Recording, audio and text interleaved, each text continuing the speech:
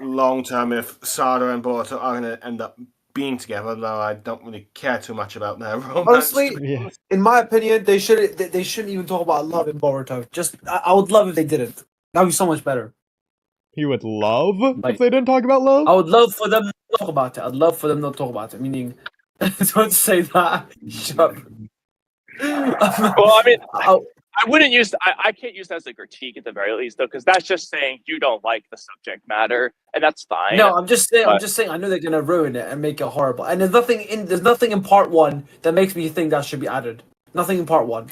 Well, okay, so actually, that's a good idea. Okay, so I said this the other day, in response to a Kodachi Ikemoto thing, but just because that's related to this, you can clearly tell who's writing what, because in that first section with Kodachi's writing, it's mainly talked about the scientific ninja tech stuff, like the cheater versus not cheater, what it means to be shinobi in that regard, and then the father-son dynamics, or parent and child dynamics. Once Ikemoto takes over, you notice it just every arc has a firm focus on obsessive love. What? And really? that is the Ikemoto. Yeah. Wait. When did Ikemoto take over? Because Code arc. Started the code arc. Technically, the last. That does make sense. Yeah, that was in part 1. Yeah, that was in part 1 Boruto. Yeah.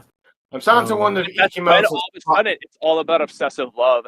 Every arc's got something about it. Yeah. I wonder if it's Ikemoto that's caused the bad romance in Naruto. Yeah, Ikemoto wrote it. Yeah. Or at least influenced Kishimoto, but yeah. Wait, didn't Ikemoto? Wait, who's Ikemoto again? My brain just skipped for a second. He was Kishimoto's assistant in Naruto's run. Who's writing Boruto right now again? Ikemoto is both the writer and artist right now, and he's been the artist. He's the supervillain, the boogeyman. Yeah, people say that Kishimoto is writing it, but no, it's all wrong. Yeah. Ever since chapter 13. I think, it's interesting how. Why did the other guy get fired? By the way, I forgot his name. The other writer, the first writer. But he knows for sure.